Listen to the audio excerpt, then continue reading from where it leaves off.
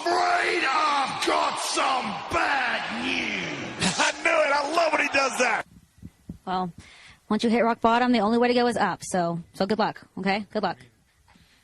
You say rock bottom, but, like, it just seems like things keep getting worse. What is rock bottom? Who decides what's the bottom of all this? I mean, seriously, you go, okay, today is Friday, and I woke up in Cleveland, and I'm going, how much worse can it get?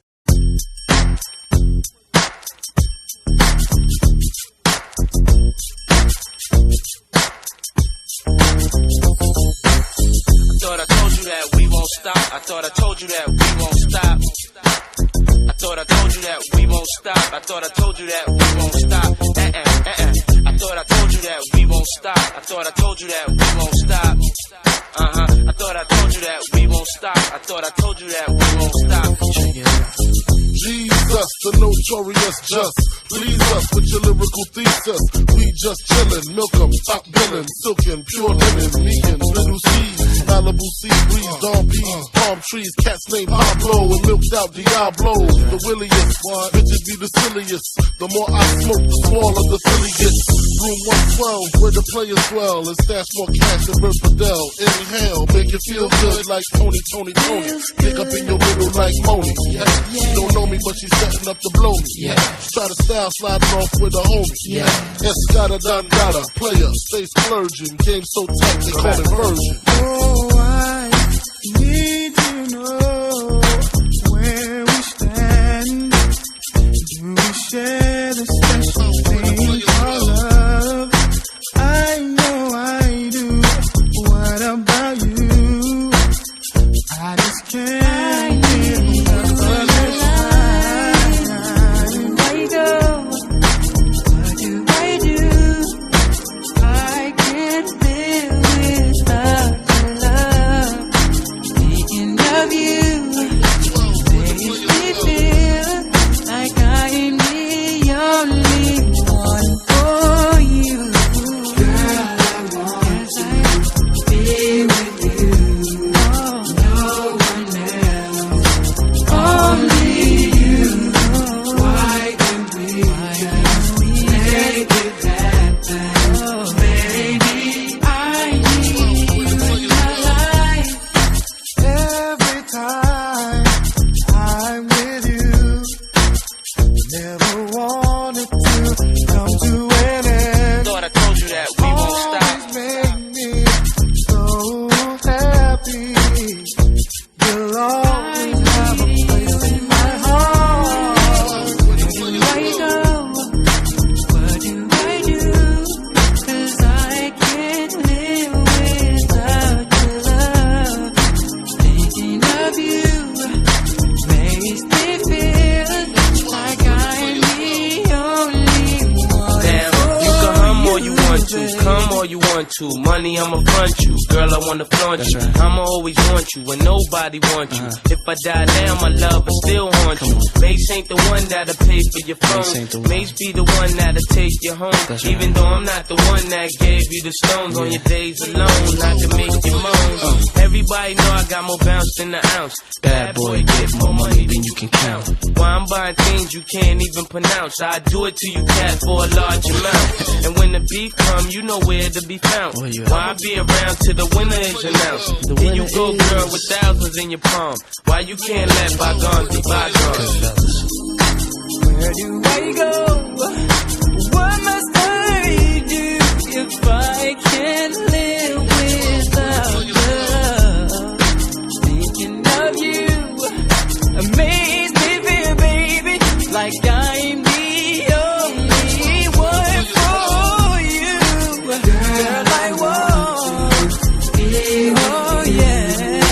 No one else. I need you in my life, baby.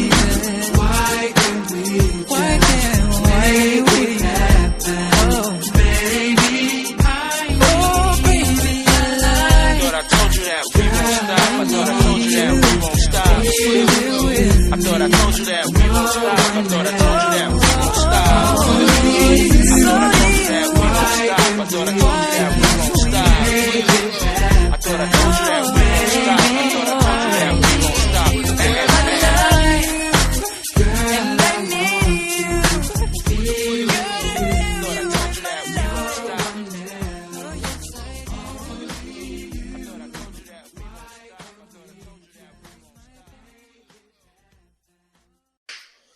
How's it going, ladies and gentlemen? Welcome to episode 274 of the Hoots Podcast. It's September 9th, 2021. It's yours truly, the nefarious Brother Adam, a.k.a. Joshie Lopez. No! Coming to you live from the Good Brothers studio in lovely Chicago, Illinois on the north side. Ready to rock and roll, ready to give you another slobber knocker edition of wrestling talk and real life talk here on the Hoots Podcast, as we do each and every single week. I want to thank each and every single one of you who go out of the way to listen to the podcast every single week. You guys are awesome. Our recent subscribers, day one subscribers, listeners, good brothers, good sisters, you know the drill. I appreciate the support each and every single week. We are 26 episodes away from reaching 300 episodes of the Hoots Podcast, which is awesome. We've been going at this for 5 years now, and the support and where this show has grown from the beginning to where it is right now is thanks to all of you. So again, thank you. You can follow me on Twitter at Josh Lopez Media. Hit me up on Instagram at Josh Lopez 94 at Josh Lopez Music. If you want to see me do some guitar covers, I have ProWrestlingTranscriptions.com. That's where I do my transcripts / result pieces for all your favorite wrestling shows. Be on the lookout. I actually just dropped a reference sheet for the G1 Climax 31, which is starting a week from Saturday. So be on the lookout for that. I'm covering the G1 Climax tournament for New Japan for the fifth consecutive year. And we're going to talk a little bit about that in the podcast this week.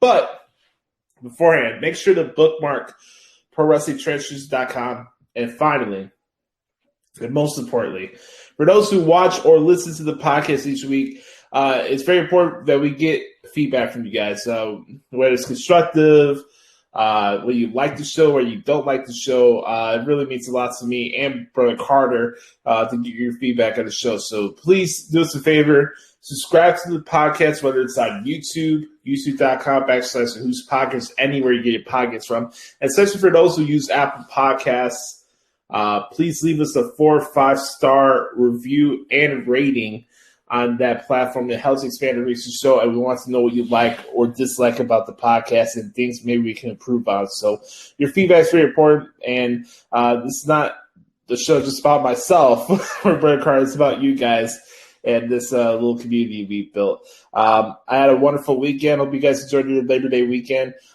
This past month and a half has been wild for me from a work standpoint. I thought it was very apropos this weekend was Labor Day.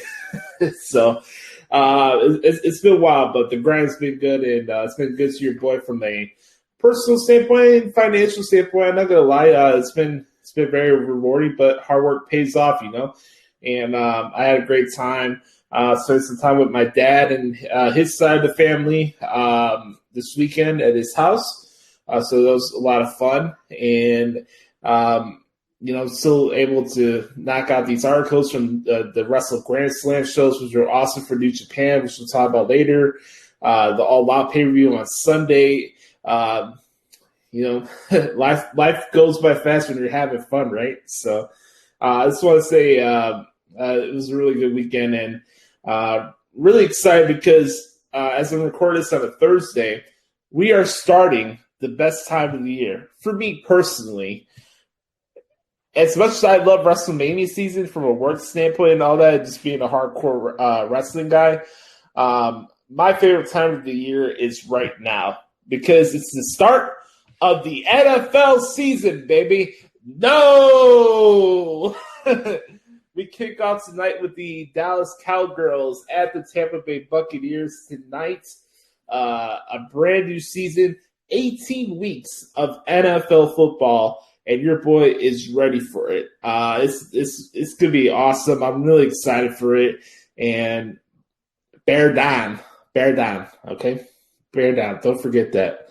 Let's get this show on the road. Let's start off with the Good Boys Q&A, as we always do. If you want to participate in the segment, all you have to do is ask your boy a question at Josh Lopez Media here on Facebook, or send me an email at thehootspodcast@gmail.com. So we're going to start off with the good brother Chris Zaletta at XTeamZaletta24X on Twitter. He asked a bunch of great questions this week, and so he got. He says, "Okay, here's some questions for the Q&A this week.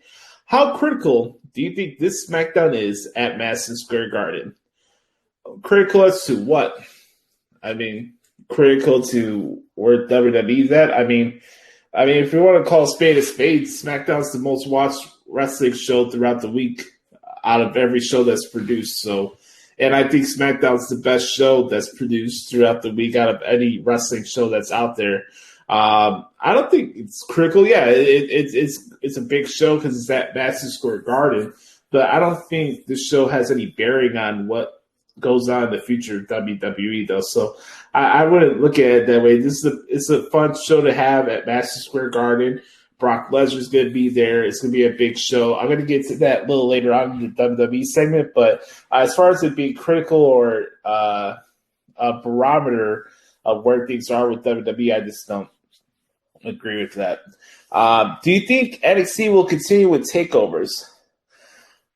Well, I don't have a key in as far as what all the changes are going to be with NXT. If there is changes that's going to come with NXT, I would certainly think so, that they would like to continue on with takeovers. I think it's a good thing for the talents on there to have a big platform to take their matches and stuff to the next level.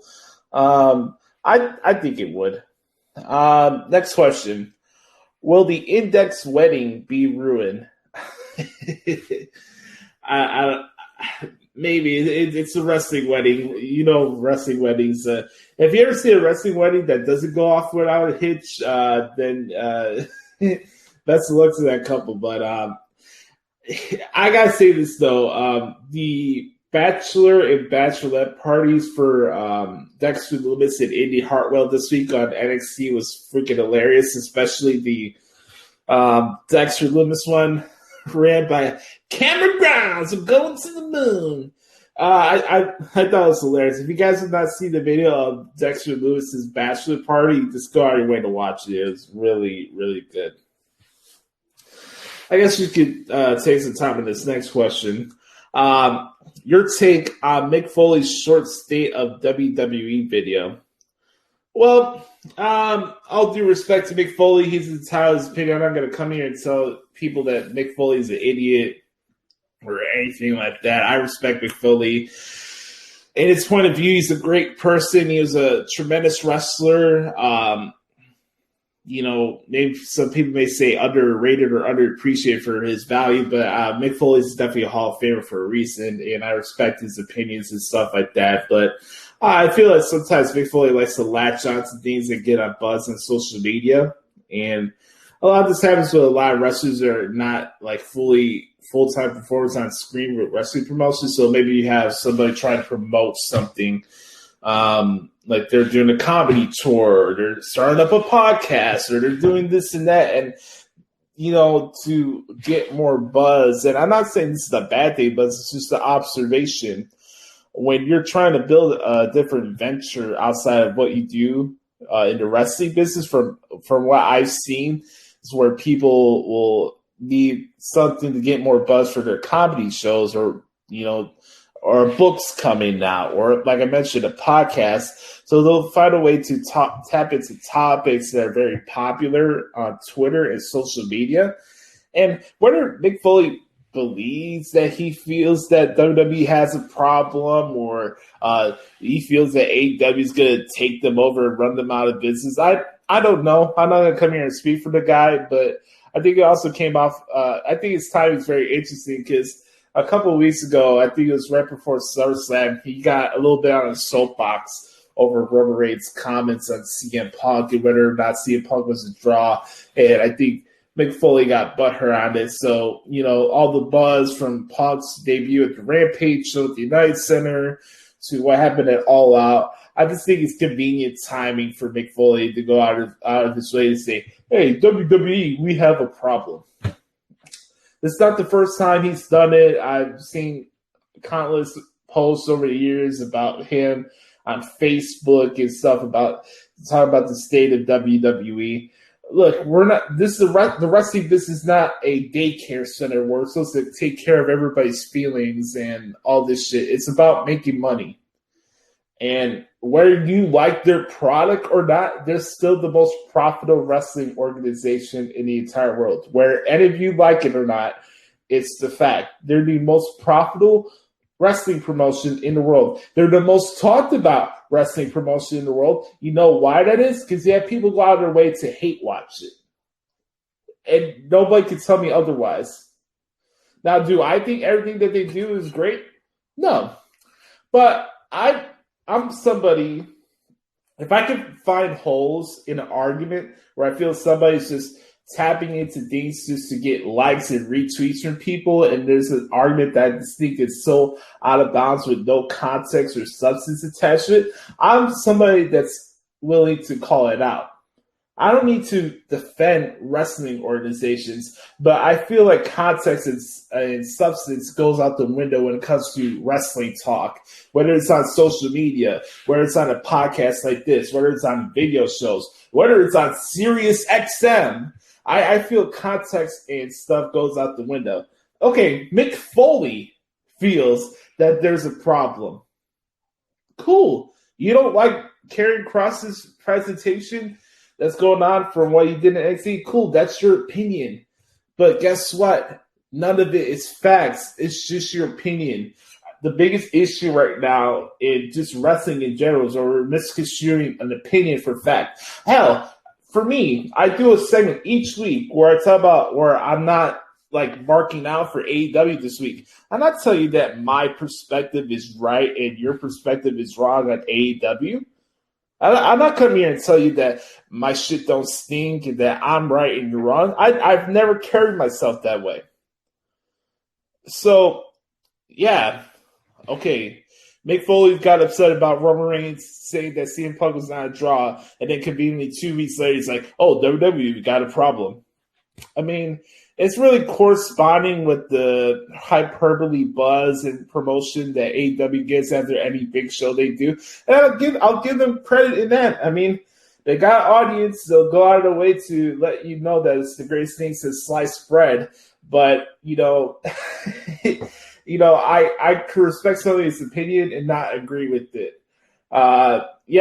Is there things that can be fixed when it comes to Monday Night Raw specifically? Sure. But you watch SmackDown, you watch NXT UK. Hell, you even watch NXT, and you tell me that WWE has an overall problem? I mean, that's up to your opinion. If that's what your stance is, and you're like this wrestling fan who says that, oh, why can't we just like both companies? Yet you go out of your way to live tweet and trash every single thing that WWE does. Don't you notice that's kind of hypocritical? I don't know. That's just my opinion. All right. Next question. Do you think Shingo will still be champion by Wrestle Kingdom? Yes, I do believe that. I really do believe that. Next question. Do you think WWE could have made just a good presentation of Adam Cole for Raw and SmackDown as AEW did it All Out? Oh, man. I'm going to get heat for this. I thought the rollout of Adam Cole after that, I don't know, Malaze Fair, Kenny Olivier, Christian Cage match was a flop. Look, I'm a big Adam Cole mark. I love his work. I think he's a tremendous performer. He's an awesome person. I've got to meet him before. He's an awesome dude. I wish him nothing but success, but that rollout and him being part of the Elite is complete and utter trash. I thought it was predictable. I didn't mark out for the moment. I mean, yeah, of course their fans are going to mark out for they chanted this is awesome for every match that was on the pay-per-view. So that AEW could do no wrong to that audience. But for me watching at home, the presentation at All Out was everything I expected it to be, and I don't think that's a good thing. Now, what I would have done is different from what they did. And, I mean, I think it would just been a little bit different just depending on whether Cole showed up on Raw or SmackDown. I think for me, if you want to talk about, trying to make a name for yourself and stuff like that, is like you have Adam Cole attack Drew McIntyre, in a way where people are speculating that Drew McIntyre is going to be going to SmackDown whenever the next draft comes around, right? You have Adam Cole attack Drew McIntyre. They have a one-off match at a pay-per-view, and that way you can have on the notch for Adam Cole's belt that, hey, he's the one that sent out Drew McIntyre off to SmackDown, just something like that. But for me, I did not like the reveal of Adam Cole at All Out. I thought it was predictable and flat. When do you expect Adam Cole to turn on the Elite? I mean, the sooner or later the Elite disbands, the better it is for all of us wrestling fans, to be honest with you. It's going to be a while, I'll say that. Wouldn't be surprised to have Cole be part of Football Fuckery Part 3. Chris, I think it's going to be a while. It's probably going to be a year or two, probably at this rate. I mean, I just don't see it happening. I know, here's the last question from Chris. He says, I know contract talk isn't your thing, but if you're WWE, what are you doing to keep Kevin Owens? If you're Kevin Owens, what would some of the pros and cons be about staying or going? Well, the whole thing about pros and cons, I mean, that is what it is. I mean, Kevin Owens sort of said in the past that when he was younger, he was not a WCW guy. He was a WWE guy. Whether he would go to AEW or not, I don't know. I don't know what to really trust with wrestlers these days. I mean, Chris Jericho said he would never work for another U.S. promotion outside of the WWE. Yeah, here he is, Mr. I'm bitter about the fact that I wrestled second at WrestleMania 33, and he's up AEW's ass, Like, I mean, sure, the writing's on the wall. You got Kevin Owens, another guy that can be part of the Elite or the Mount Rushmore, or all these other sub-crap groups of the Elite or the Bullet Club, or whatever the hell you want to call it. But, I mean, for Kevin Owens, again, it's up for him. It's what he wants to do. If he wants to go to AEW, cool. I mean, I'm not gonna stop being his fan because he goes to AEW. Same thing applies to Adam Cole, but I mean, at some point, man, if I just think it's gonna be telling that you need to run to AEW just to get a validation from the lowest common denominator of wrestling fans. Nobody wants to say it on podcasts like this, but I serve reality checks. I'm not here to kiss people's ass. I'm not here to fit in with the cool kids on what's hot or not in pro wrestling. I really don't give a shit. I really don't. I'm not somebody here to fit in with wrestling Twitter. I don't care about that audience. I don't.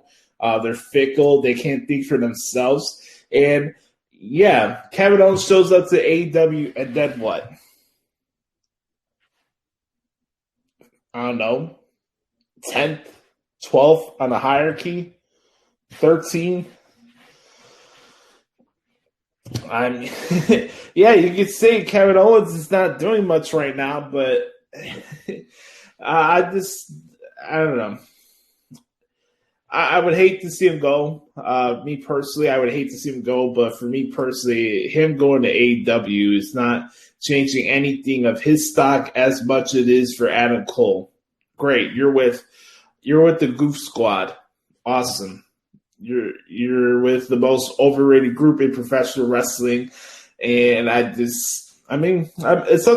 It's up to him. He's a guy who makes decisions for himself and what's best for his family, and that's what's important at the end of the day. And for me, he's already been a Universal Champion. He's been an Intercontinental Champion. He's been a United States Champion. I don't know if he's been a tag team champion. Yeah, I think that'd be interesting. But Kevin Owens has done a lot in WWE. And if he wants to leave and he wants to join his friends, all friends wrestling, because that's what we're doing right now in 2021, I mean, go ahead. Go ahead. I thank Chris for the question this week, though. I appreciate it. I got a question here from Pat, our good friend Pat Fitz. Patrick Fritz, Mr. Rated PWF himself. He says, do you think the E will put stipulations to the already announced matches at Extreme Rules? Yeah, I do. I think it'll happen sooner or later. Probably a week or two out from the pay-per-view, whatever that is. It's on the 26th this year, right? Yeah. Yeah, so it's September 26th in Columbus, Ohio, home of Great Waterfall. Anyways, yeah, probably around that time period is when they'll probably a week or two out from that pay-per-view they'll announce the stipulations for that. So that's my forecast. All right. Here's the next batch of questions from Sam Piopo at Second City. Sam, what's going on, brother? He says, at what point does AEW stop signing talent and where does it end? Well, your question is good as mine because for a 2-hour show and Mr. Boy Wonder, Mr. Meltzer Jr. thinks he can book everybody into angles and have 60 million factions. I don't know where it ends. Okay, Bray Wyatt shows up. Awesome. What's he going to do? Then you got Braun Strowman, and out comes Buddy Murphy, and out comes Bo Dallas. I'm surprised he hasn't signed anywhere yet. I mean, it's a business, so sure, they want to stockpile as much talent as humanly possible, but also sometimes I think the more people he keeps bringing in from WWE becomes more of an indictment on his homegrown talent. Don't get me wrong, they do have good homegrown people like Hangman Page and Darby Allin and MJF and Britt Baker and Jungle Boy, but outside of that, everybody else is just there. I don't know. Oh, boy, that's a good question. Create your dream feud for Roman Reigns. So we're going to go, obviously, with the Tribal Chief here. But, man, for me, I had this scenario where, like, Roman Reigns goes into a lot of wrestling promotions and starts beating everybody. They bring out their toughest competitor towards him, and he lays him out. He's laying out Moose. He's laying out. There's a bunch of people like Jay Lethal. There's a lot. He's doing all these different pros. He's beating up Sami Callihan. He's doing this. He's beating up Olivier. He's beating up Lance Archer. Like Roman Reigns is like on a stoppable force where he's like visiting all these wrestling promotions, and then he goes to New Japan. And then he gets into a feud with Shingo. That'd be my dream feud for Roman Reigns is Shingo Takagi against Roman Reigns. I just think that'd be fire. But that's me. The Bears open up as 7.5 underdogs to the Rams. When you take Bears or Rams to cover, I take the Bears to cover, but not by a lot. I think the Reds still probably will win the game, probably, but I would take the cover. I think the game's going to be closer than people think, but I'll take the Bears in the cover as an underdog. That's a good question, though. I'm going to try my best to like analyze like spreads and stuff like that. I never tried it before, but I'm going to give it a shot this season. Predictions on what kind of season David Montgomery has. I think Montgomery will have a good year, Sam. I really do. I think Montgomery was building a lot of momentum towards the end of last season, heading into the playoffs, and I think he continues that momentum going into 2021. So I think David will have a good year, and this is a very important year with this added game. I think you're going to get some more emphasis on running the football, which I really think all teams should. Because when you look at, wear and tear where you throughout the season and you get in situations during the game, you're throwing people open and they get clocked and somebody has a torn rotator cuff and somebody starts getting these soft tissue injuries. I think it'd be good to,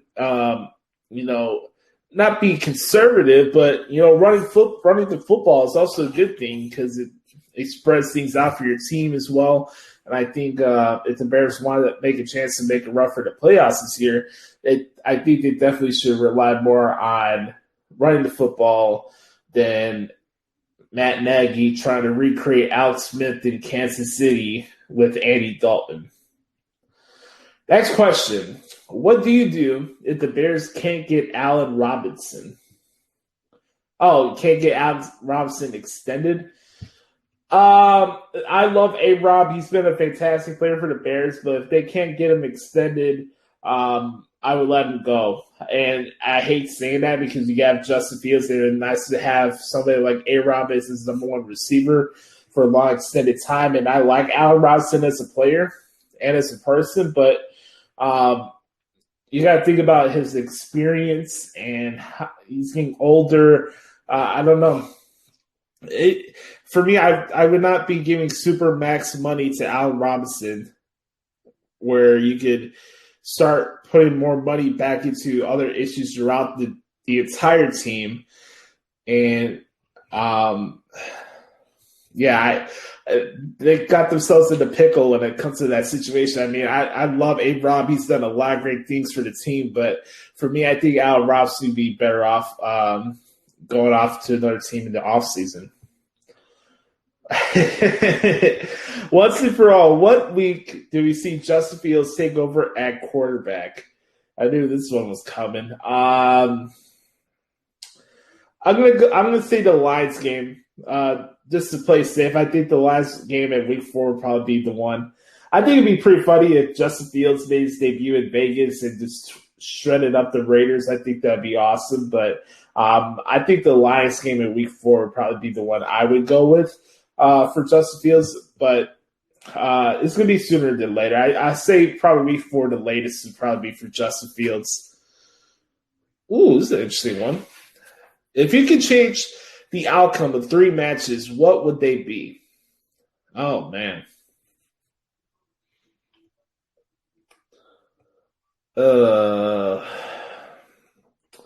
Well, first off, this is a recent one. I would have MJF beat Chris Jericho at All Out. I would have had, let's see if anyone's from WWE come off the top of my head. That's a great question.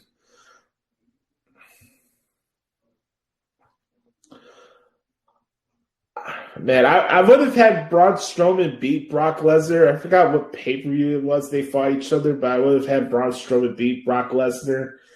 And then, man, that's probably the best question you've asked me so far. I'm really stumped because there's so many matches that come throughout the year. They all fluctuate through my brain threshold. Oh, man. I don't know. Is there a CM Punk match that I could have picked? Oh, man. How about this? I would have had CM Punk end the streak.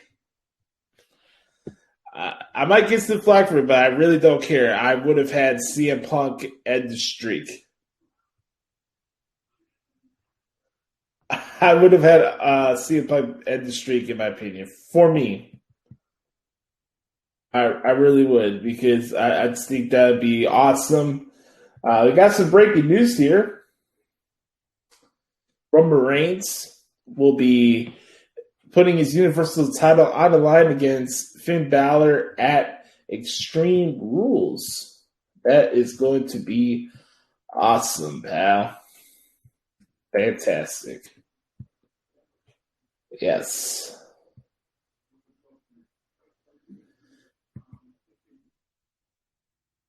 Yeah, so I would have had Undertaker. I would have had CM Punk beat The Undertaker at WrestleMania 29. That would have been my pick. Last question for the podcast this week. We got from Sam here. He says, do you ultimately see Karrion Kross succeeding on the main roster? Yes, I do. I think certain talents overcome things that are thrown them at the beginning. Stone Cold Steve Austin started off as the ringmaster. There's other examples, Rocky Maivia, et cetera, et cetera. Karrion Kross is a talent that is to be reckoned with. He's very good. He's awesome on the mic. He's good in the ring. He will be a force. I do believe that, and I don't see otherwise. I don't. But anyways, I want to thank Chris, Pat, and Sam for sending awesome questions this week in the podcast. I appreciate you guys. As always, if you want to participate in the Good Bros Q&A session, all you have to do is send me a question either at Josh Lopez Media here on Facebook or email me at thehootspodcast@gmail.com. So one thing, guys, so much for sending questions this week. Hope you guys enjoyed the Q&A.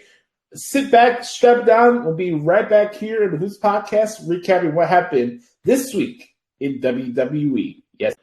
All right, folks, welcome back to This Week in WWE. Hope you guys are having a good week right here on the Hoots Podcast with your boys, Joshie. You're going to hear from Brother Carter just a little bit as we head towards our main event segment. But beforehand, let's go over what happened this week in WWE programming. We're actually going to switch it up this week. I'm going to start off with Monday Night Raw this past week in Miami because I thought Raw this week was really good from top to bottom. There's a lot of really good wrestling matches on the show. The show is centered around tag team turmoil. And what's kind of cool about this is instead of, sometimes with like gauntlet matches, it's tag turmoil matches on WWE. Some of those go so long it could take almost an hour to do. They split it up throughout the show. So they did the first part of it was like 40 minutes, and then they spent another like 25 or so towards the main event. So I like that was kind of like a thread on the show. All to set up two big matches, not only for Extreme Rules where Bobby Lashley will be putting his WWE Championship on the line against Randy Orton, but also this Monday on Raw, Lashley and MVP will be taking on RK Bro for the Raw Tag Team titles on Raw this Monday. So, yeah, I thought that was a really cool part of what happened on the show this past Monday. But also, I thought the crowd was good.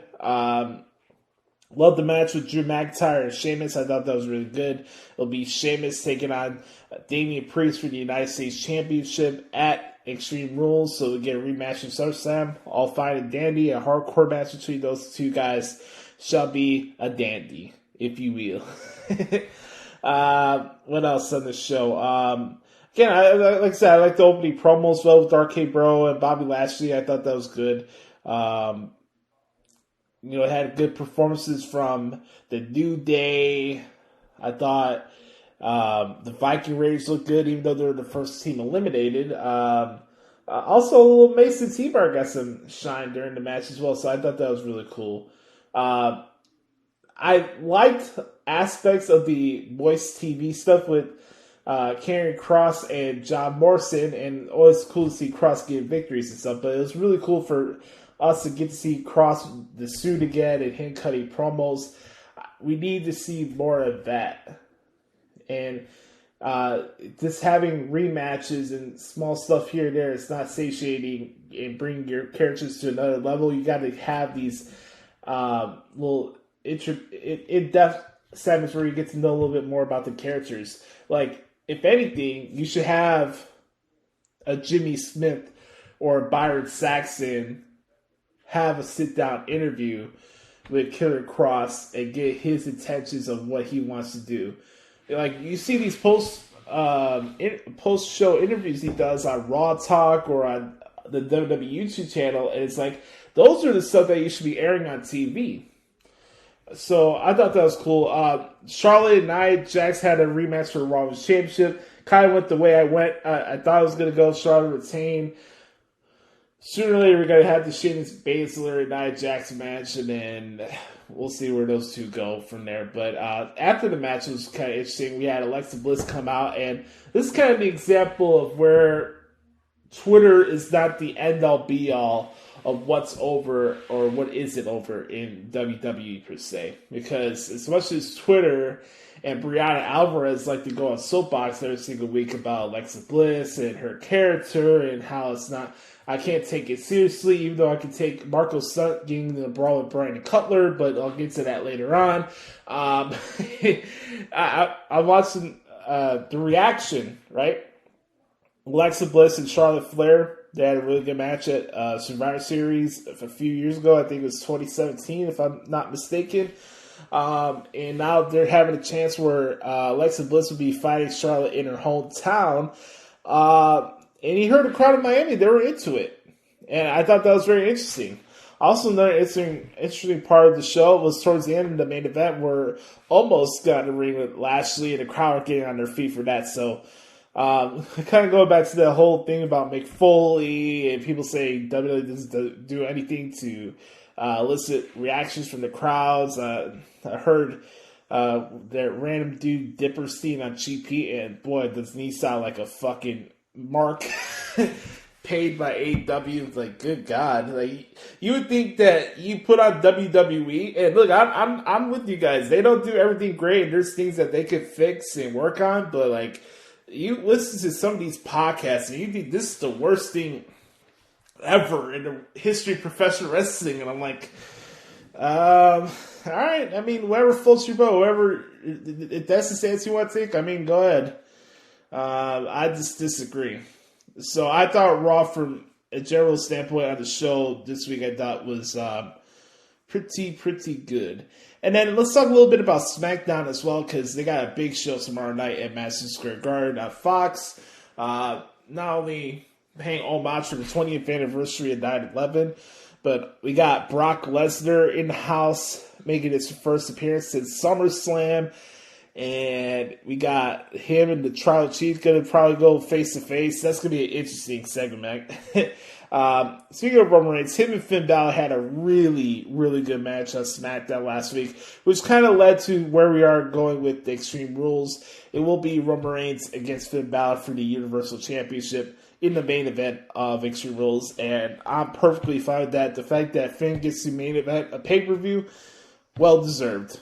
No issues on my end for that. I got to tell you, man, I'm looking at the Extreme Rules match card right now. It's not too shabby, to say the least. I'm going to pull this up here on my website, ProWrestlingTranscripts.com.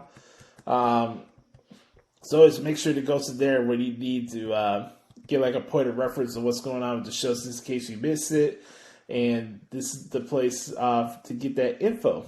So, yeah, that was my first takeaway from SmackDown last week. And then also, Bianca Belair and Becky Lynch, I thought had a good talk. He said they're going to have their contract signing tomorrow night, so that should be interesting as well. But look at this card right now that you have for Extreme Rules. You have Becky Lynch against Bianca Belair. You have Bobby Lashley against Randy Orton. You got Damian Priest against Sheamus. You got Charlotte against Alexa Bliss. And you got Roman Reigns against Finn Balor.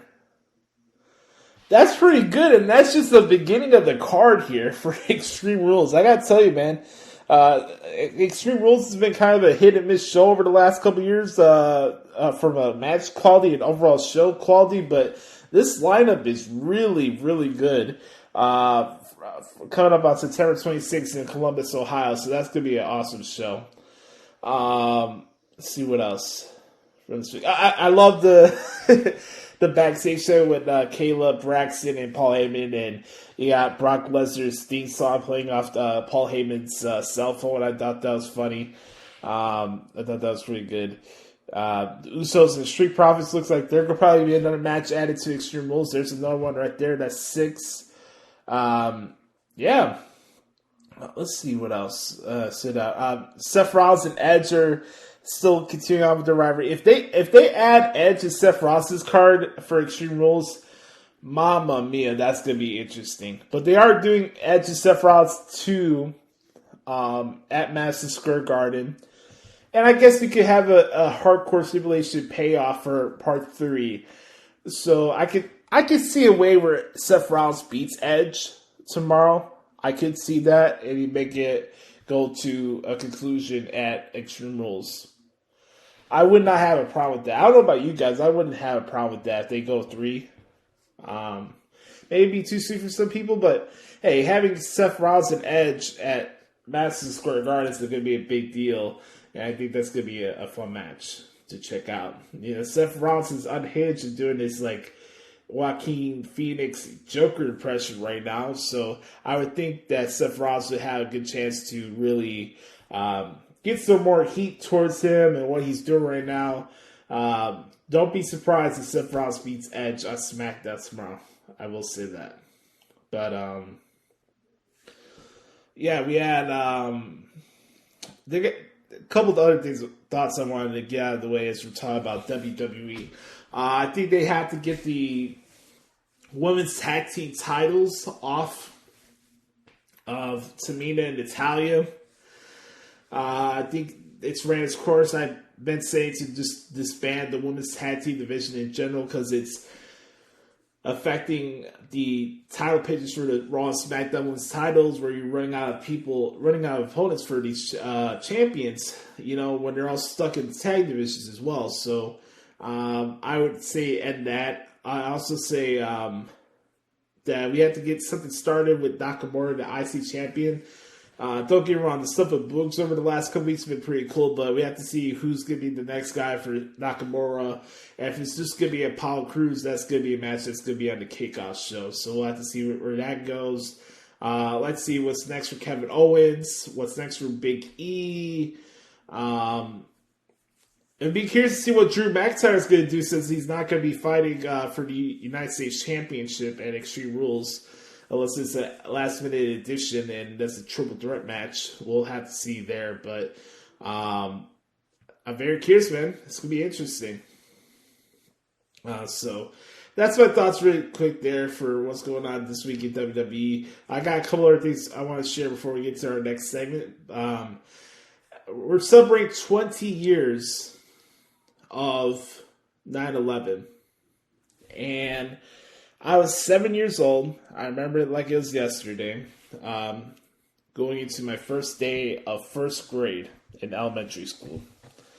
And that experience is something I still think about, because it's still one of the craziest days that I ever been through in my entire life. Most people my age can say that. Older people, if you were during that time period, you knew how that day was. And it's obviously the worst day to happen to this country for a long, long time. And it's a day that will never be forgotten. 9/11 holds a special place in my heart because it's a historical topic, obviously, but it's also a topic that I did a lot of research and study on when I was in school. If people ask, like, hey, what history topic you would like to do for history class, right? I would always say 9/11. It was my go-to for every single one, because I wanted to get as much info that I could about 9/11, from the hijacking to the intentions of Al-Qaeda, to that day in general, to how the buildings fell down and collapsed. I was just very intrigued and to get to the behind the scenes aspect of what happened in 9/11, just to have a better context and understanding of what that day was. And to think about it, I was 7 years old, and I really think a lot of the good aspects of what was going on in society during that time period went away after that 9/11. And it was a day that changed the world forever. It really was. I don't remember being as uptight and paranoid as we are right now in today's society. I don't remember people being as glass half empty as people were during the late 90s and early 2000s when I was a younger kid. Even for me being a young kid, I felt it was like very simple and laid back and chill vibes back then. Now it's so like driven over your head. You feel sometimes you're walking around and living, you feel like you have somebody over your shoulder. And man, when I think about that day, it's just I really feel bad for everybody that's gone through that experience. Obviously, it's public knowledge in wrestling circles that Zelina Vega lost her father in 9/11, and it's just a horrible situation, man. And my thoughts are with her. I hope she gets a chance to be on the show tomorrow, which I think she would. I think it'd be pretty cool. But I watched that day. I've watched documentaries. I've watched movie adaptations on it. It's something that I'll never forget, and it's a national tragedy. It's something that I wish I never had to go through again, or anybody has to go through again. It was a sight to behold. And when WWE had their first show again in Houston after 9/11, that was probably one of the most powerful wrestling shows I ever watched of all time. Having Lily Garcia do the national anthem and Vince doing his speech, and all of that was so emotional and so powerful for that time period.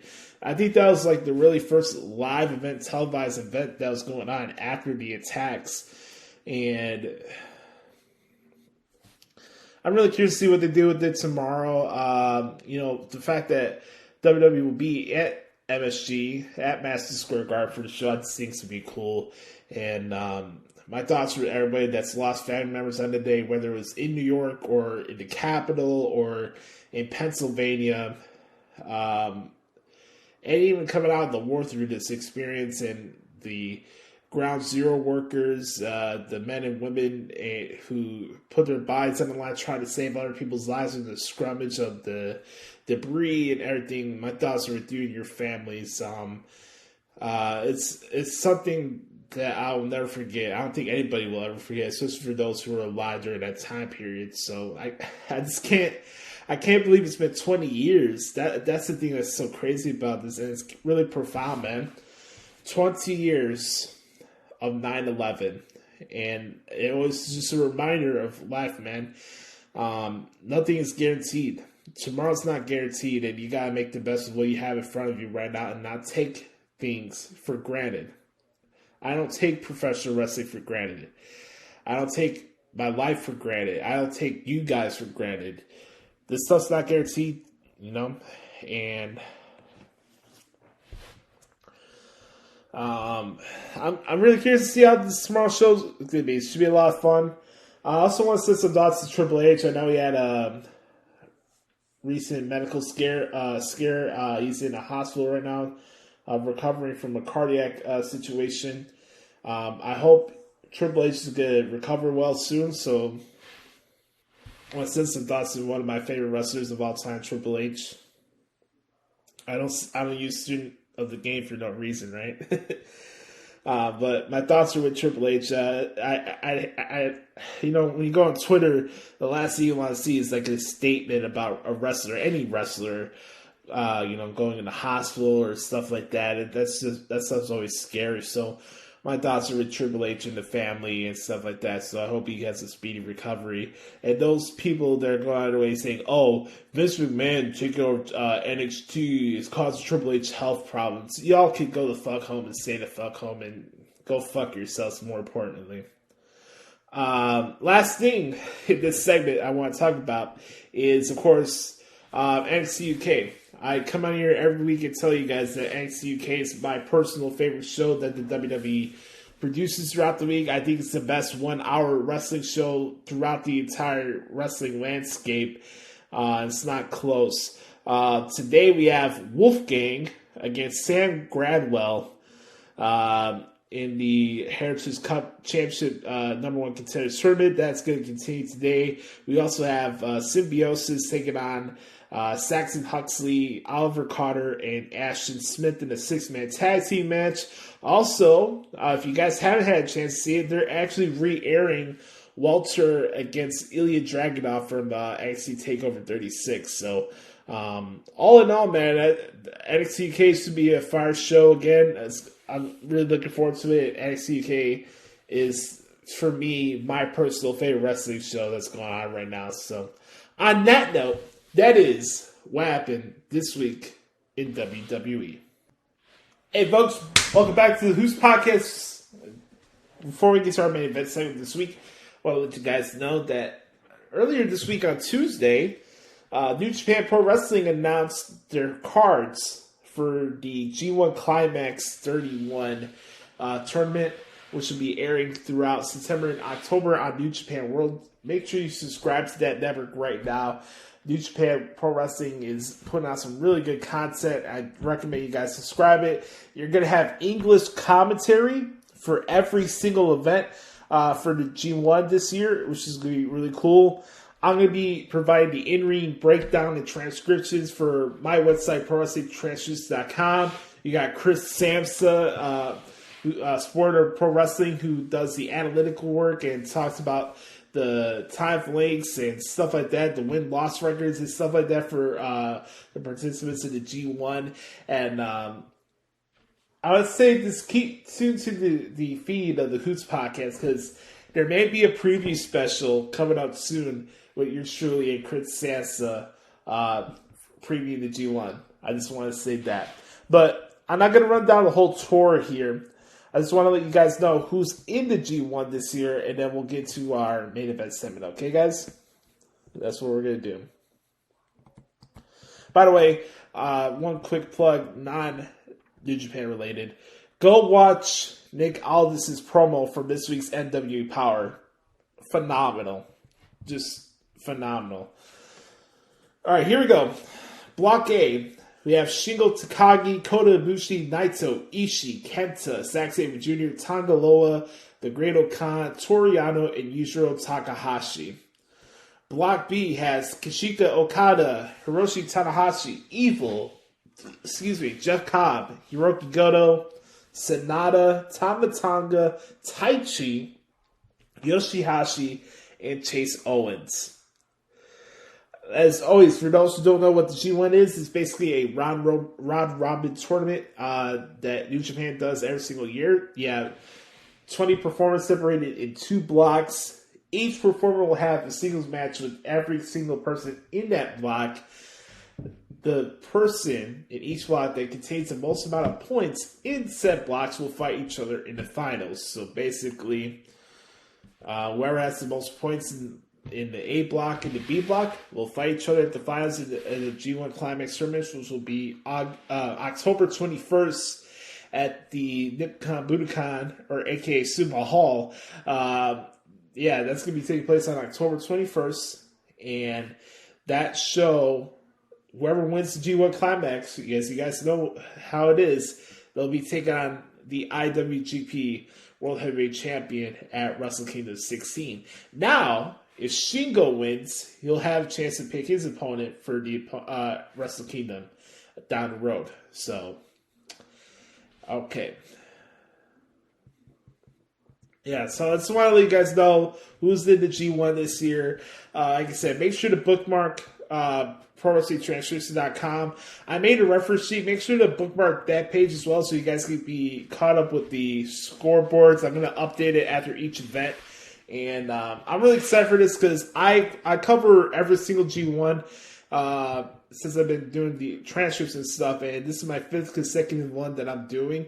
And I'm really excited for it. A lot of the shows have either 5 or 6 matches on the card, but this is going to be a lot of fun. It's going to be a lot of work. There's going to be a lot of shows that are going to be airing on a Thursday. So I have to say, for the podcast reasons, the show may be dropped later than it would on a usual Thursday.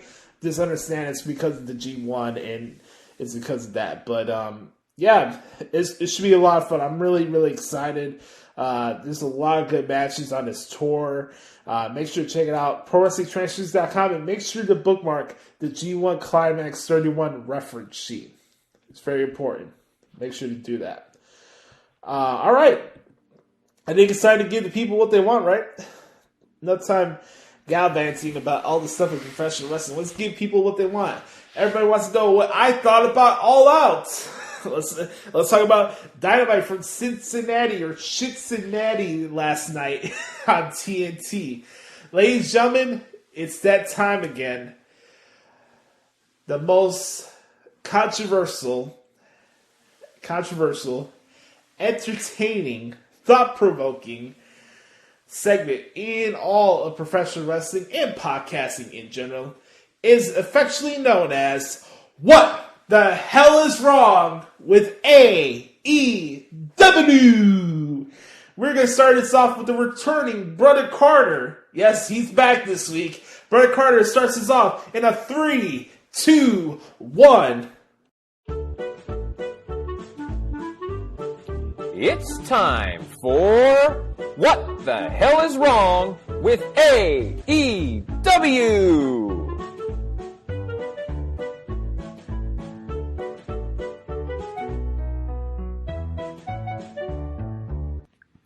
What the hell is wrong with AEW?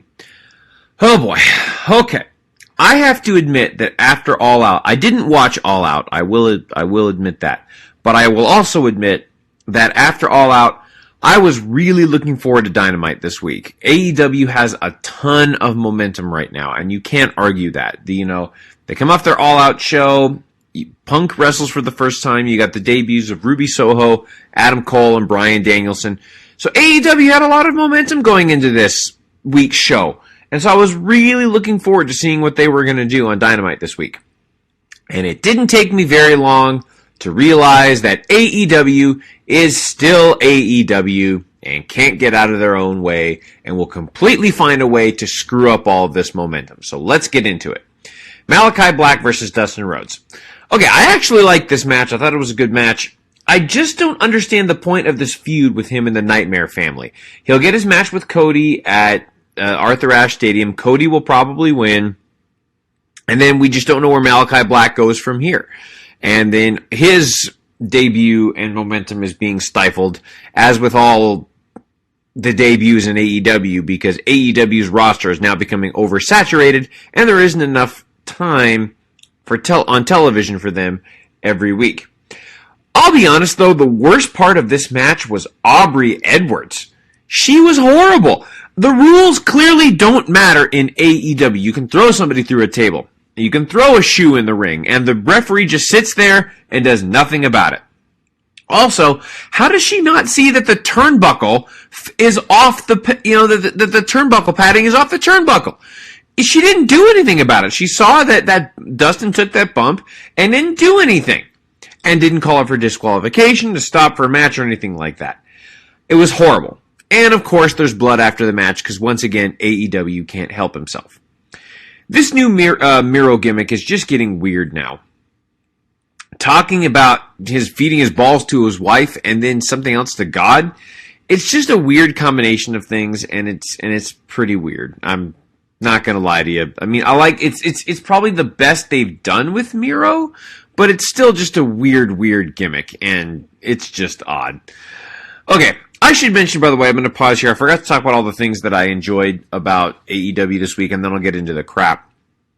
And one of the things that I really liked about it, well, first of all, let me say that I'm shocked in a positive way that the Young Bucks are no longer the AEW World Champions, but I'm not surprised that the Lucha Brothers they got a small video package, but were not on television this week, which I'm not surprised about because, again, AEW doesn't know how to run a television program. One of the things I did like about it was CM Punk this week, and I can't believe I'm saying that.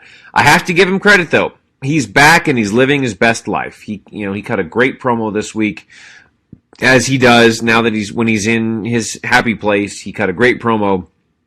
Really enjoyed that. The rest of there was something terrible about the segment, but I'll get to that in a moment.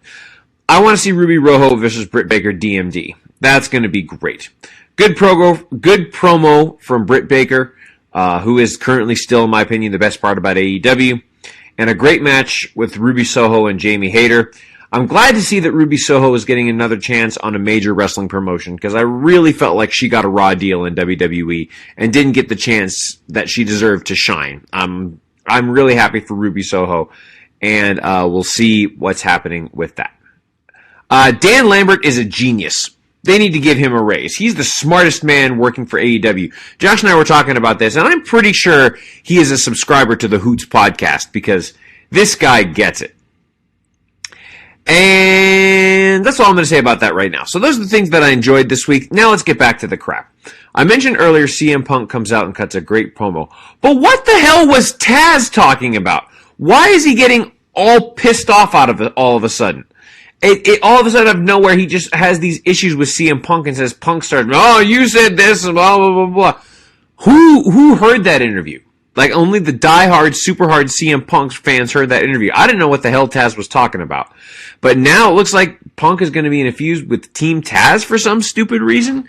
The only group out of that I want to see him face is Ricky Starks. Don't care about Powerhouse Hobbs and him, or Hook.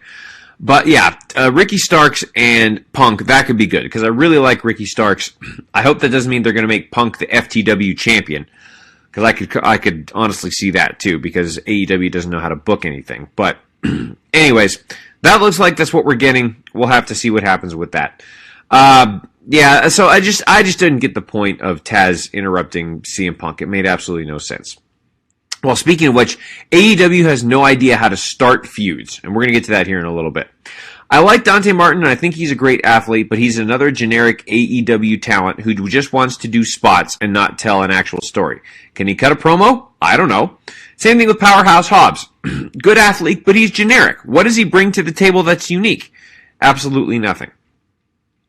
We get a riveting promo from Matt Hardy and Orange Cassidy. Oh wait, it was stupid. So the new gimmick is going to be that they're going to try to cut Orange Cassidy's hair. Yay! Bravo! Riveting television and storytelling. Give me a break. Okay. I like MJF. He's obviously really good on the microphone, great at cutting promos. This segment just felt incredibly forced to me. You know, all of a sudden he comes out and just starts bashing Cincinnati, like, relentlessly for no reason. And I don't... Like, again, what he said was great. This segment just felt incredibly forced to me. And it was an odd way to start a program between the Varsity Blondes and MJF. Also, when is Wardlow going to do his own thing? He's treated like crap by MJF, but he still goes back to being his lackey. Why doesn't AEW just offer him a contract, and then he can just beat the crap out of MJF? I mean, AEW seems to have an unlimited pocketbook, so why wouldn't they give Wardlow more money? Random video package with Ricky Starks and Brian Cage for some reason. I don't get it. It was a terrible segue out of the Dark Order segment. I will say, hang on real quick. I will say this. Hold on. Good action in the trios match with the Pinnacle and the Dark Order. I just don't know where the Dark Order goes from here. You know, I just don't know where they go. You know, it looks like they've got this random brawl. If they break them up, what happens? You know, I mean, John Silver is the star of that group. There's no question. Or Anna Jay and Ty Conti. But I don't get what they do with this. I don't know where it goes. And there was a terrible segue out of it. All of a sudden, they just cut to a video package. It was weird. Why does Tully Blanchard want to deal with Sting all of a sudden? Again, this company has no idea how to start a feud. Like, all of a sudden, Tully Blanchard cuts promo, I want you, Sting, you blah, blah, blah, blah. And, okay, so now we're going to get Shawn Spears versus Darby Allin. Darby Allin will obviously beat Shawn Spears. And then, is Tully Blanchard and Sting going to fight at the Arthur Ashe event? Like, is that what people want to see? Oy, that would be terrible. Okay. And then we get to the part of the show that pissed me off the most. And of course, it has to do with the Elite. The Elite comes out to the shittiest theme music I've ever heard in my life, the Be the Elite song. I hate that song. It's so stupid. It just makes me cringe every time I hear it. And of course, these morons bring up the fact that Kenny Omega is number 1 in the PWI 500 this year. Of course they brought that up. Another completely biased publication. They said Moxley was number 1 last year. Omega is number 1 this year. How anybody except Roman Reigns is the number 1 wrestler in the world this entire year blows my mind. It's just complete further proof that all of these major publications, promotions, the Wrestling Observer newsletter, the PWI 500, they're all biased for AEW and against WWE. And that is blatantly obvious with this year's rankings. How Roman Reigns is not number 1, I don't understand. I really think they're just trying to troll us. Maybe they listen to the Hoots podcast and just try to troll us. I don't know. But anyways, of course, those morons brought that up. Don Callis is terrible on the mic, and their theme song just freaking sucks. Now, as soon as Adam Cole debuted and I heard that he was joining the Elite, I knew exactly what was going to happen. Adam Cole, instead of becoming a superstar in WWE and competing for world championships, is going to become a sidekick to the most overrated champion of all time. And this week's episode of Dynamite proved me right. Adam Cole comes out, starts kissing Kenny Omega's ass, has this really awkward and forced encounter with Tony Schiavone. I didn't like that at all. They got the whole Britt Baker thing. That was forced, and then starts calling him a nerd and running him out of the ring. That was forced to me. He cuts a mediocre heel promo, starts kissing Kenny Omega's ass, and now he's a sidekick to the champion. And that's what happened. And then Bryan Danielson came out, and cool to see him, but I didn't really care about him in the thing with Kenny Omega. I don't care. Like, is that a match I want to see? Not really, because again, it's just further proof that AEW doesn't care about their own talent. They just want to push ex-WWE guys to the moon.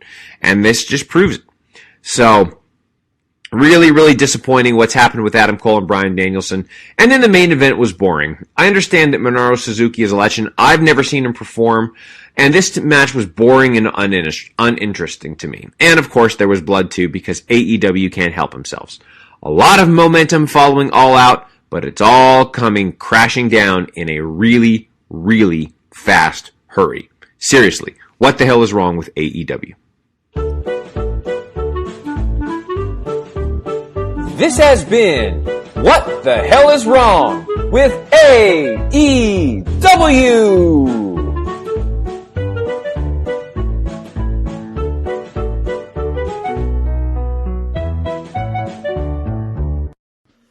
Thank you, Senor Brother Carter. I appreciate your services, as always, my man. On that note, I want to thank you guys so much for checking out the podcast this week. I want to thank Brother Carter for saying everything I needed to say on the podcast this week for this segment, but let's get into it. What the hell is wrong with AEW with Joshie now?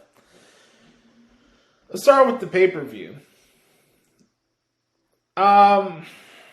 There's been a lot of scuttlebutt this week about whether this was the greatest pay-per-view of all time. I see people say that this is better than WrestleMania 17. This is better than Money in the Bank 2011. This is better than other pay-per-views you could mention right now. But look, I'm not gonna come in here and tell you that All Out was a bad show or anything like that. I enjoyed the pay-per-view as well. I thought it was one of the more enjoyable AEW pay-per-views that I've covered so far.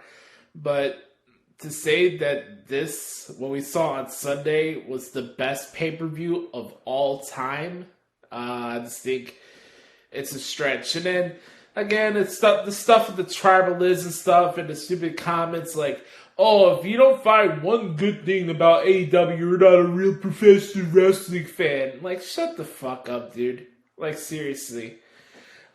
I don't have to come on here every week and tell you that everything that AEW does sucks. I don't do that. I come in here, I call a spade a spade, I tell you what I like and I tell you what I don't like. Same thing with WWE. I have different tastes than you do.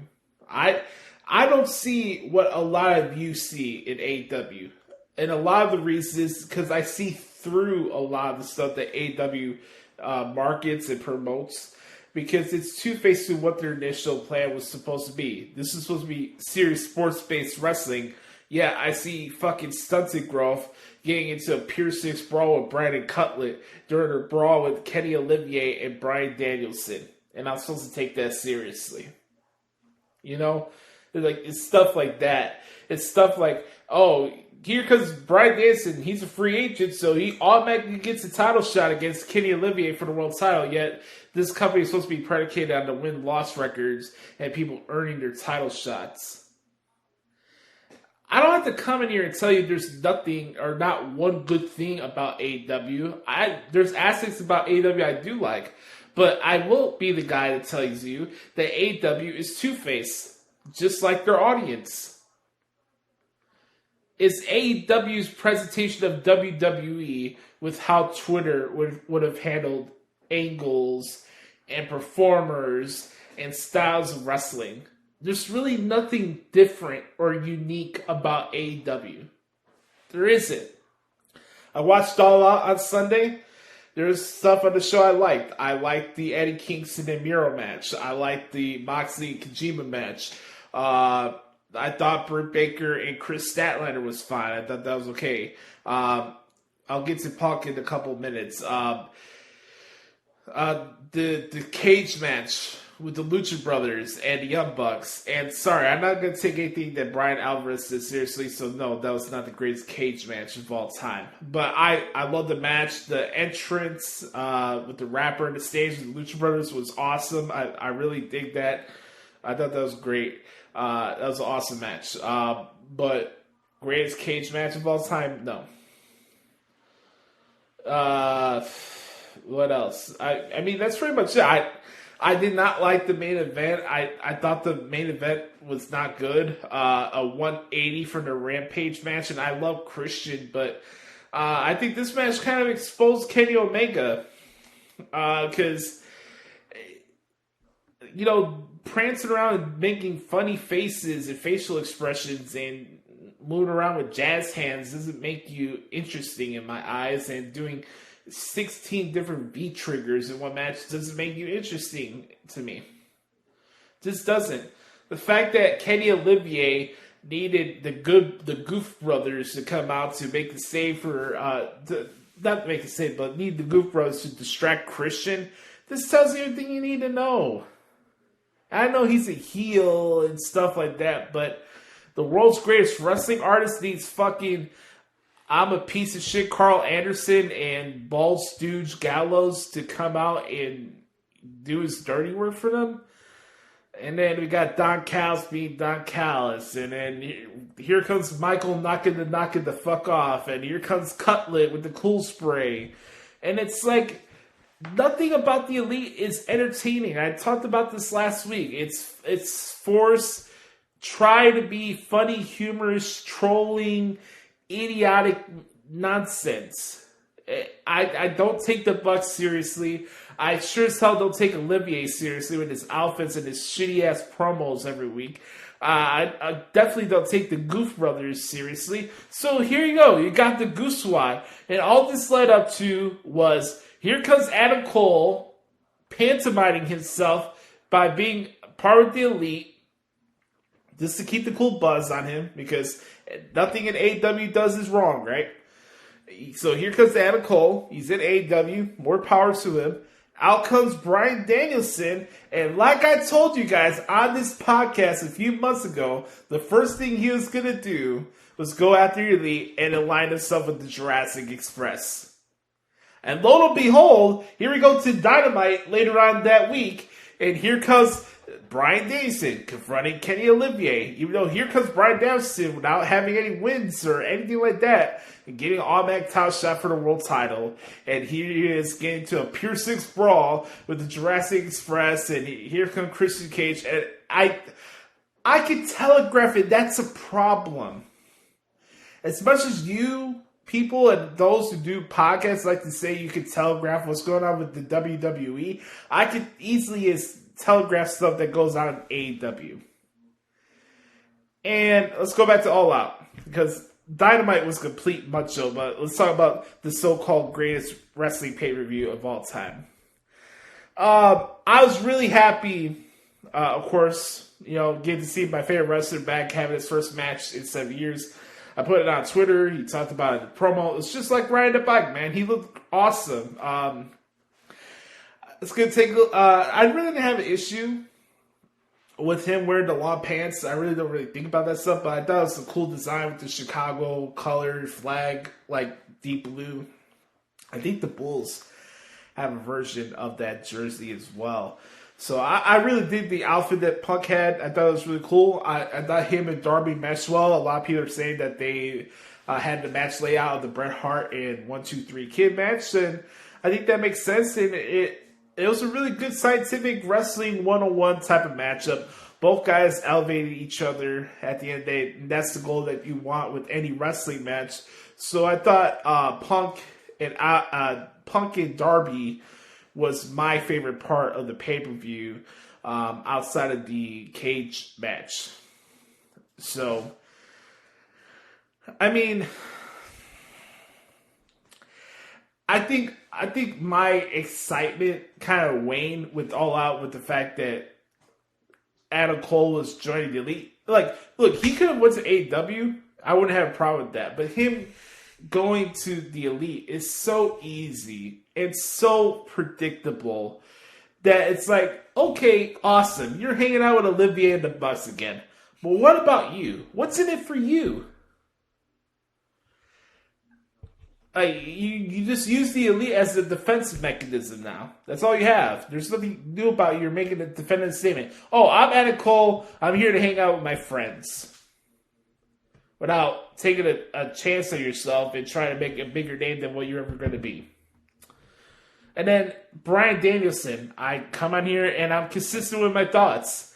I think I would say that Bryan Danielson is overrated or anything like that, but I haven't been crazy about his work, and you guys know how I felt about him feeling sorry for himself, trying to politic his way into the triple threat match at WrestleMania this past year. I wasn't for that. So you think I'm gonna mark out just because Karen Danielson is in AEW?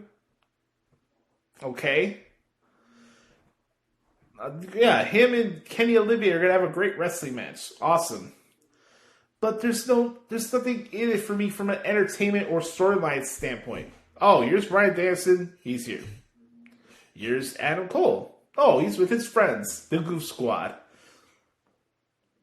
Like where do we go back to the square one about this supposed to be a serious sports-based wrestling promotion? And maybe I was just selling the bill of goods, so that's on me that I had to accept, right? But I enjoyed All Out. So if you guys hear this and you're hearing what I'm saying during the segment, you think, man, Josh really hates AEW. Josh despises everything AEW does. Josh is just an AEW party pooper. No, I call what I see. I don't have to be told that I'm not a professional wrestling fan just because I don't put everything that AEW does over. I just see that stupid way of thinking as being narrow-minded, because these are the same people that'll tell you, oh, well, we don't have to have competition. We don't have to divide each other. It's okay to like WWE and AEW, but only you can criticize the WWE. That's ass-backwards thinking. We don't do here on the Hoots podcast. We don't play agendas. That's not what we do. So, let's get to the Mud Show. That was Dynamite. Now, let's go back to the stuff that I did like on Dynamite this week. I enjoyed the match with Malachi Black and Dustin Rhodes. I loved, and I'm going to give my flowers right here, because this was phenomenal. MJF is the saving grace for me from an entertainment standpoint when it comes to when I watch AEW. What he did in Cincinnati yesterday was just pure TV gold. The fact that he even got more of a hometown crowd for Brian Pillman Jr. than I thought he was going to get was just the testament to how good MJF is. If you have not watched this segment, go out of your way to watch it. It was my favorite part of the show last night. I know Brian Carr said that he felt like it was forced, but I disagree. MJF is the ultimate heel, and you can still do proper pro wrestling. And when you watch MJF, that's what he is. He's proper pro wrestling. And the last thing that I did like from AEW this week was Ruby Soho against Jamie Hayter. I thought that was a good match. Now, let's get to the nonsense. First off, of course, always good to see the guy, the man, the GOAT, CM Punk on the screen. And I really don't have an issue with him getting to a program with Team Taz and Ricky Starks and stuff like that. What I do have a problem, though, is if I was supposed to take Team Taz seriously, why in the ever blue fuck is Will Hobbs having a 15-minute match with Dante Martin? And I'm watching this match, and it's like, this would be better fitted on Dark or Elevation, the YouTube shows. You mean to tell me that Will Hobbs struggled against Dante Martin? Yeah, I'm supposed to take it seriously against CM Punk? That's a problem. And then we go out through the rest of the show. I really don't care about the infighting with Dark Order. I mean, it's nice to see Anna Jay on my screen. I'll never complain about that. Anna Jay brings new meaning to Waterfall. I mean, God, that woman's fucking hot. But I really don't give a shit that Alan Angels is butthurt over the fact that the Dark Order let Hangman Page take a leave of absence or whatever. Like, get over it, dude. Stop acting like a bitch. The infighting with the Dark Order and it's something they were doing on this week on Dark as well. I'm not for it. I think it's stupid. I think it's corny. It's whack. I don't enjoy it. I don't get anything out of it. And another part of that match and that segment, Tony Schiavone, the master of saying stuff but saying nothing at all. He says that, man, Shawn Spears is one of the most overlooked wrestlers in AEW. I mean, hate to break it to you, Mr. Schiavone, but it's been 3 years since Shawn Spears left the WWE. Shawn Spears is Shawn Spears. He's not underrated. He's not held back. He's not undervalued or understated. Shawn Spears is Shawn Spears. Solid wrestler. Okay promo. And that's it. There's nothing unique about him. So, yeah. One of the most overlooked wrestlers in AEW. I thought this is a promotion that placates to overlooked talent from WWE. Yet, I'm the only one that points out that these people that came from WWE are in the same position that they were when they came from WWE. FTR. Okay, puts on good matches, but still they're still putting comedy segments and they're not really main event guys. I just mentioned it right here with Shawn Spears. The list goes on and on and on. Matt Hardy having a program on Orange Cassidy. Who gives a shit? The running lip man against Pockets. That really tickles my fancy, you know? Not saying there's not exceptions, but yeah. And then we get into the other parts of the show. I already said I did not enjoy the promo with the Elite and Bryan Danielson. I thought that was stupid. And then the fact that this show, you know, curtailed by Mr. Book of the Year, Mr. I need to have more pats on my shoulder than God knows who. I think I've heard Tony Khan's name like 25 times on Dynamite last night. And it's like, okay, we got to acknowledge that he is the general manager and stuff like that. But like, holy shit, man. It was like Tony Khan this, Tony Khan that, Tony Khan this, Tony Khan that. And I'm like, we get it. You guys are getting the paycheck. You don't have to put him over so much. We get it already. I'm not going to come on here and go on a rant or a tirade about Olivier beating number one in the PWI top 500. That list doesn't mean anything to me. I just think it's goofy. Him winning championships in a scripted environment to make him look better does not make him the best wrestler in the world. You want to look at overall performances of guys like Walter and Shingo and Roman Reigns, and you're going to tell me that Olivier is the number one wrestler in the world because he ran through Rich Swann and had a shitty lights out match with Jon Moxley? Really? Okay. I mean, I'm not going to go on a soapbox about this, but I just thought that was really funny, man. And then we had Jon Moxley and Suzuki. As mentioned before I got into this, it was like, oh, we have this awesome match. It's going to be a homecoming match with Jon Moxley against Suzuki. Oh, I'm expecting an awesome match. Match went 9 minutes. Really? Oh, man. Whatever. Dynamite was a shoulder shrug for me. And that's just my opinion.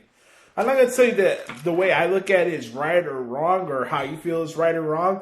I just think it's funny for the people that don't get the gist of this segment. It's to expose the people who act like this stuff is Teflon. me and Bert Carr don't come on here every week to tell you guys that AEW is the worst wrestling promotion in the world or stuff like that. I don't do that. That's not my goal here. I want to enjoy AEW, but I don't have to be told to like AEW in order to be validated as a wrestling fan. I like AEW. Oh, there's a revelation right there. You guys didn't hear that. I like AEW. I wanted to succeed. But their fans is the genesis of this segment. I like AEW. I hate their fans.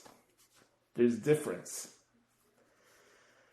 So, as you listen to this segment, and you hear things that you won't hear on other podcasts or wrestling news sites because they're looking for a handshake deal and job with AEW, I'm calling a spade. And that's why I listen to the Hoots podcast. And that's what the hell is wrong with AEW. All right, folks. I want to thank you guys so much for hanging out with me this week for another stellar edition of the Hoots podcast. Make sure to follow me on Twitter at Josh Lopez Media. Make sure to hit me up on Instagram at Joshie Lopez 94 at Josh Lopez Music. And make sure to bookmark ProWrestlingTranscriptions.com.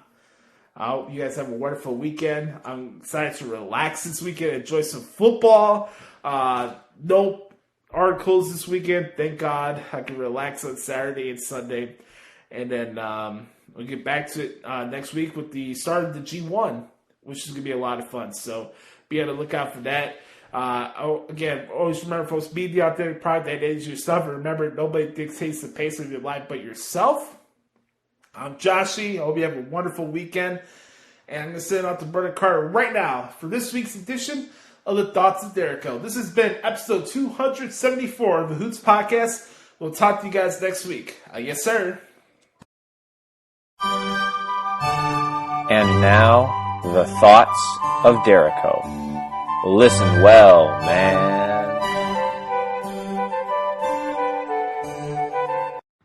Welcome, one and all, to the most legendary segment in all of podcasting. It is the Thoughts of Dericho, featuring the one, the only, Brother Carter. We're going to jump right into it this week, and it's going to be a shorter edition of the Thoughts of Dericho this week. Basically just going to recap SmackDown, recap Raw, maybe talk a little bit about the new NXT that's coming up, and we'll get to that in just a moment. Okay, let's start with SmackDown this week. I enjoyed SmackDown this week. Thought there's some good stuff here. We start with the Street Profits versus the Usos. I like the line about the Usos in the ring without their permission slips. I thought that was pretty funny, actually. Good match. Both of these teams know what they're doing. Obviously, a lot of talent there. We get a DQ to end the match, but obviously that means that we're going to be continuing this feud, which I think is fine. Street Profits are a great team. The Usos are a great team. So I think that this is a great feud, especially as Roman Reigns is going to be doing stuff with Brock Lesnar coming up. And hopefully Naomi will be doing something with the Bloodline soon too, and we'll get to that in just a moment. But I think this is a good feud and good stuff here. I love how Paul Heyman's ringtone is Brock Lesnar's theme music. I think that's hilarious. I think that's great. And the interaction between Kayla Braxton and Paul Heyman is just genius. You know, they've had quite a history together, and I just love their interaction together, and I think that's great. And then he tries to go run to talk to a janitor and ends up being Big E, which... Oh, Big E. Oh, that's funny. And I just love what Big E is doing. I think he's great. I think he's going to be a world champion eventually. But I thought all that was pretty funny. Becky Lynch comes out. It doesn't matter what Becky Lynch does. She's going to be she's going to be the most popular woman in all of WWE. And it doesn't matter what she does. So cool that she's back. I like how we're going to get a match between her and Bianca Belair coming up at Extreme Rules. I think that's really good stuff. And again, I thought that they built this feud properly. You know, a lot of people complained about how Bianca Belair lost her title. I think it's completely fine. I love how they're getting a little bit of interaction with Roman Reigns saying, "Oh, Becky doesn't care what Reigns does." Roman Reigns is defending, and also Becky can do the same kind of thing. And I think that's kind of funny. I like that. Well, not really funny, but I think it's just kind of a little thing with the audience. But anyways, they've built this feud correctly, and we'll get a match between them and Extreme Rules. And again, the build has been great to that. I like it. Apparently, for some reason, Dolph Ziggler and Tony Storm. He tried to hook up with Tony Storm, I guess, but then goes out and loses to Rick Boogs in kind of a squash match, which I don't really understand. I just don't know. Ziggler is one of those guys that is just kind of floating around, and I know he's always been that way, but I don't. I just hope that we get to see something. I hope he gets another opportunity to singles title at some point. It looks like they're still going to be in a feud with Nakamura. I don't know, but. So I just don't know what's happening with Ziggler and Rude. We'll just have to see with that. Again, looks like we've got the match set up backstage. Becky Lynch sets up the match with Sonya Deville and Adam Pearce for Extreme Rules, and then they'll do the contract signing next week, and then they'll get physical, and that will be great. So Seth Rollins and Cesaro, again, another great match between these two awesome competitors. I think Cesaro was injured and they did something to write him off of TV. So, they beat down Cesaro. So I think that's what happened. It looks like we're getting Edge versus Rollins Part 2 at Extreme Rules, which is fine. I have no problems with that. Their chemistry is incredible. So that's great. Then we get the backstage promo. Paul Heyman saying that Brock Lesnar is going to be on SmackDown next week. I've been wanting this feud for a long time, and we're finally going to get it, and I can't wait.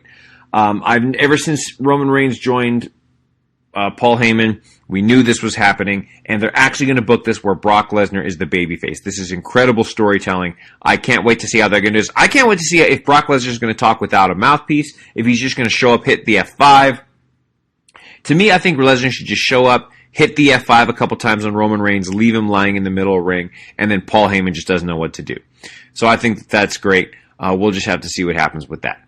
Happy Corbin is great. It looks like he's going to be now doing a program. I thought he was going to be doing a program with Big E, but it looks like he's now going to be doing a program with Kevin Owens and Logan Paul. All of them have great chemistry together. The heat that Logan Paul gets is incredible. I can't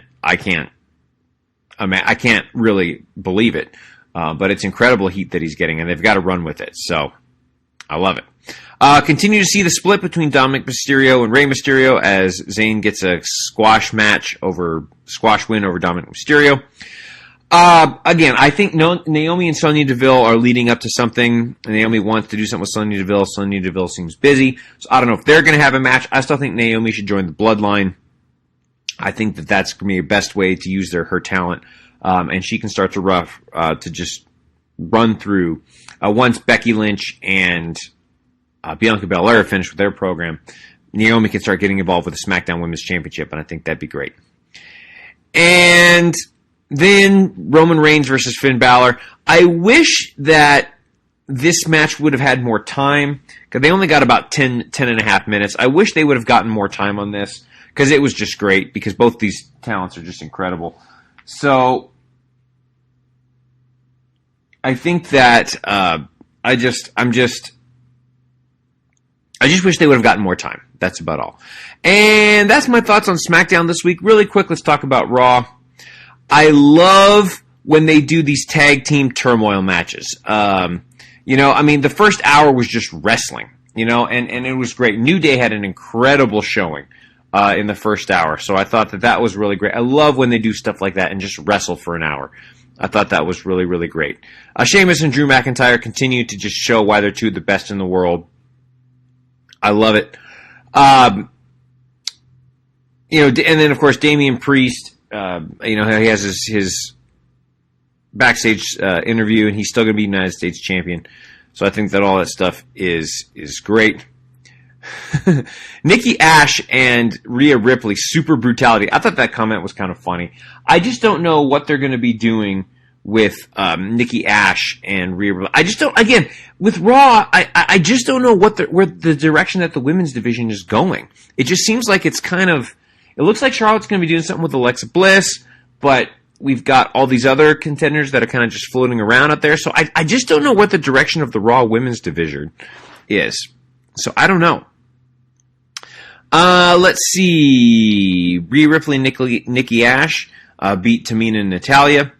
I don't know what's happening with Shotzi and Nox. We'll just have to see. I guess their title shot is on hold for a bit. I don't know. We'll just have to see. Let's see. Karrion Kross continues to get these dominant wins, but I just don't know where they're going with him. You know, if they're finding a way to get him involved into a better feud, if they're waiting for Scarlett to come up, I don't know. So we'll just have to see what's happening with that. Let's see. Charlotte defeats Nia Jax. Looks like there's a distraction and from Shayna Baszler.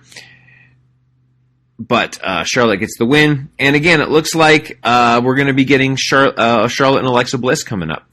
So again, I love this idea. I love Alexa Bliss. I think she's terrific. And I can't wait to see what they're doing with that. We have the 24/7 nonsense, which I think is hilarious. And then we continue with the tag team turmoil match, which is a great way to close the show. Again, I love this stuff. And it looks like we're going to be getting Bobby Lashley and MVP competing for the tag titles, but Lashley and Randy Orton also competing for the world title. So this is all very, very, very interesting. This is just crazy to me that all this is going down. But again, we basically got 2 hours of wrestling in a tag team term. I'm sorry, 1 hour, like an hour of tag team hour and a half of tag team wrestling throughout the show, which I think is very, very, very cool. A lot of good stuff there. So I enjoyed SmackDown this week. I enjoyed the Raw this week, and some good stuff going on.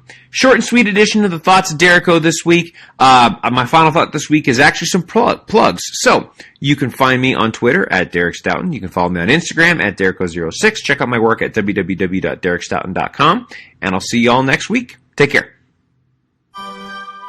This has been the Thoughts of Dericho. You're smarter now, man.